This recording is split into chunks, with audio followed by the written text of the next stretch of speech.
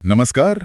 आज हम भारत की संसद के गलियारों में झांक रहे हैं। हाँ, बिल्कुल। हमारे पास है भारत का संविधान, सिद्धांत और व्यवहार, किताब के कुछ हिस्से। और आज की चर्चा का मकसद है ये समझना कि हमारी संसद सिर्फ कानून बनाने की फैक्ट्री ही क्यों नहीं है। सही कहा। ये हमारे लोकतंत्र की धड़कन कैसे है, ये समझना जरूरी है। हाँ, अक्सर लोग सोचते हैं संसद मतलब कानून बनाना, बस। पर ये उससे कहीं ज्यादा है। अच्छा। हाँ, ये वो मंच है जहां बहस होती है, सरकार से सवाल पूछे जाते हैं, अलग अलग आवाजें सुनी जाती हैं और यहीं से तय होता है कि देश कौन चलाएगा, कैसे चलाएगा। ये सहयोग और सरोकार दोनों का केंद्र है। तो फिर ये इतनी जरूरी क्यों है? मेरा मतलब सीधे सीधे सरकारी क्यों नहीं चला लेती? देखिए, लोकतंत्र का मतलब ही है जनता का राज, और संसद ही वो जगह है जहां जनता के चुने हुए प्रतिनिधि यानी हमारे सांसद। हाँ, सांसद दो सरकार को जनता के प्रति जवाबदेह बनाते हैं। ये वाद विवाद के लिए सबसे खुला, सबसे लोकतांत्रिक मंच है। और सबसे बड़ी बात, संसद ही सरकार को चुनती है और जरूरत पड़े तो उसे हटा भी सकती है। अच्छा। हाँ जी, कोई भी सरकार चाहे कितनी भी मजबूत क्यों न दिखे, उसे संसद का भरोसा, संसद का बहुमत चाहिए ही होता है। उसे संसद को संतुष्ट करना ही पड़ता है। ठीक है। अच्छा, तो ये जो दो सदन वाली व्यवस्था है, लोकसभा और राज्यसभा, ये क्यों है? एक से काम नहीं चलता? अच्छा सवाल है। देखिए, भारत बहुत बड़ा देश है। हाँ, और विविधताएं भी बहुत हैं। बिल्कुल। तो दो सदन मतलब द्विसदनात्मक व्यवस्था ये सुनिश्चित करती है कि हर इलाके की, हर तबके की आवाज सुनी जाए, हर फैसले पर दोबारा विचार हो सके। ओके, तो राज्यसभा, जिसे राज्यों की परिषद भी कहते हैं, वो राज्यों का प्रतिनिधित्व करती है। इसके सदस्य सीधे जनता नहीं चुनती। नहीं, कौन चुनता है? राज्यों की जो विधानसभाएं हैं, उनके चुने हुए सदस्य वो राज्यसभा सांसदों को चुनते हैं। अच्छा, अप्रत्यक्ष चुनाव। हाँ, अप्रत्यक्ष चुनाव। ये एक तरह से राज्यों के हितों की रखवाली करती है और इसे स्थायी सदन कहते हैं। स्थायी सदन मतलब ये कभी भंग नहीं होती। सदस्य 6 साल के लिए चुने जाते हैं और हर 2 साल में 1/3 सदस्य अपना कार्यकाल पूरा करते हैं।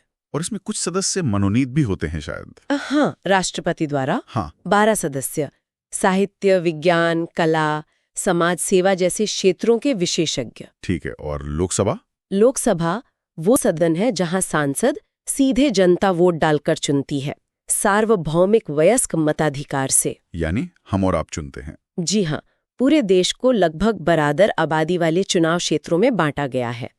अभी 543 है। हर क्षेत्र से एक सांसद। यही असली हाउस ऑफ द पीपल है, जनता का सदन। और इसका कार्यकाल 5 साल का होता है, लेकिन ये पहले भी भंग हो सकती है अगर सरकार विश्वास मत खो दे। बिल्कुल। चलिए, अब इनके काम पर आते हैं। पहला काम तो जाहिर है कानून बनाना। हाँ, वो अक्सर अफसरशाही ही तैयार करती है मंत्री के निर्देशन में, पर उस पर बहस और मंजूरी वो संसद में ही होती है। लेकिन इसके अलावा भी बहुत कुछ आप कह रही थी। हाँ, बिल्कुल। सबसे महत्वपूर्ण कामों में से एक है कार्यपालिका यानी सरकार। उस पर नियंत्रण रखना। वो कैसे? कई तरीकों से। जैसे संसद सरकार से सवाल पूछ सकते हैं। प्रश्नकाल तो बहुत मशहूर है। हाँ, सुना है, काफी तीखे सवाल होते हैं। बिल्कुल, मंत्रियों को जवाब देना पड़ता है।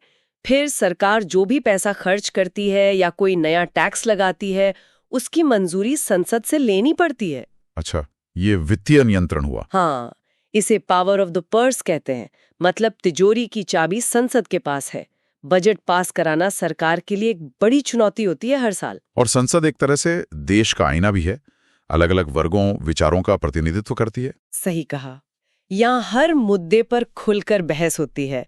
सदस्यों को पूरी स्वतंत्रता होती है कि वो बिना डरे अपनी बात रखें। और भी काम है? जी, और भी हैं। जैसे संविधान में संशोधन करना हो। हाँ, ये तो बड़ा काम है। बहुत बड़ा। और इसमें दोनों सदनों की बराबर शक्ति है। विशेष बहुमत चाहिए होता है। फिर राष्ट्रपति, उपराष्ट्रपति का चुनाव करना। अच्छा। और यहाँ तक कि राष्ट्रपति, उपराष्ट्रपति या सुप्रीम कोर्ट, हाई कोर्ट के जजों को हटाने जैसे गंभीर प्रस्तावों पर भी संसद ही विचार करती है।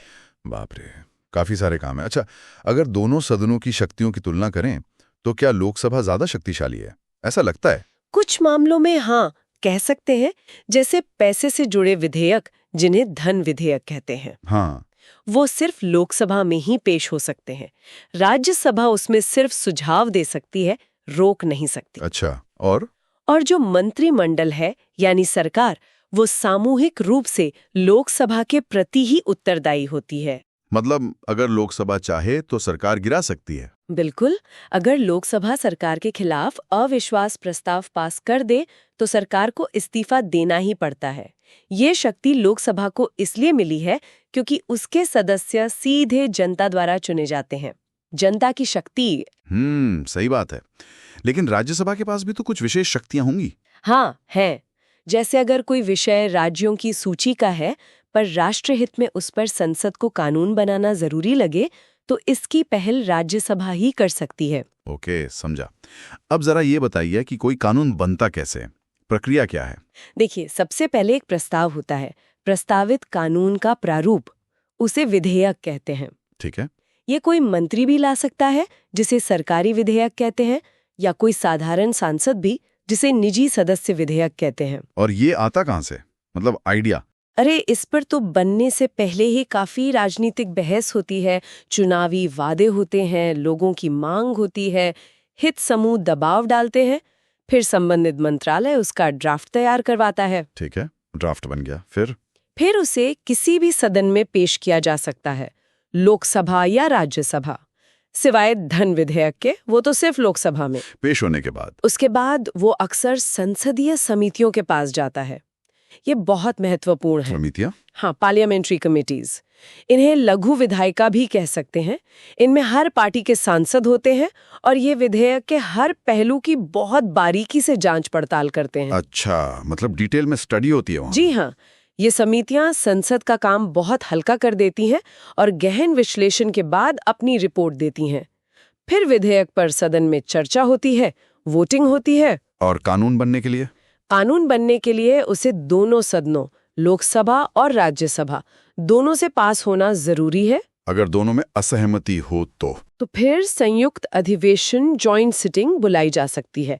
हालांकि उसमें ज्यादातर लोकसभा का ही पलड़ा भारी रहता है क्योंकि उसके सदस्य ज्यादा होते हैं। ठीक है। और आखिर में जब दोनों सदनों से पास हो जाता है तो वो राष्ट्रपति के पास जाता है। उनकी स्वीकृति, उनकी मोहर लगने के बाद ही कोई विधेयक कानून बनता है। पूरी लंबी प्रक्रिया है।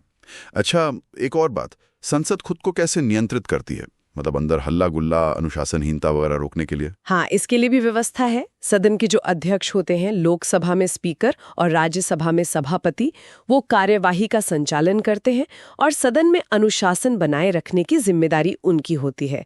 सदस्यों के व्यवहार पर उनका नियंत्रण होता है।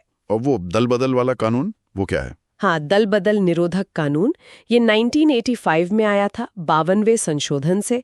बाद में इसमें और बदलाव हुए। ये इसलिए लाया गया था कि कोई सांसद या विधायक चुनाव जीतने के बाद जिस पार्टी के टिकट पर जीता है, उसे छोड़कर किसी दूसरी पार्टी में न चला जाए। ऐसा करने पर क्या होता है? अगर कोई ऐसा करता है तो उसकी सदन की सदस्यता समाप्त हो सकती है।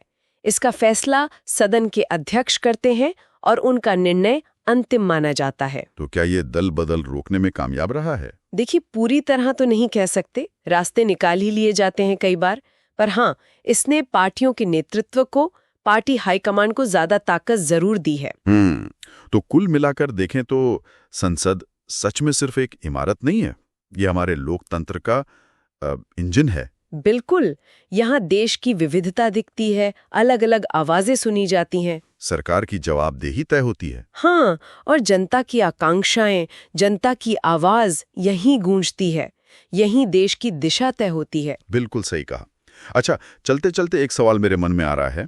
हमारे स्रोत यानी ये किताब ये भी बताती है कि हाल के दशकों में संसद में बहस पर खर्च होने वाला समय कुछ कम हुआ है। हाँ, ये चिंता की बात है। और सदन की कार्रवाई में बाधा डालना, बहिर्गमन यानी वॉकआउट करना, ऐसी घटनाएं बढ़ी हैं।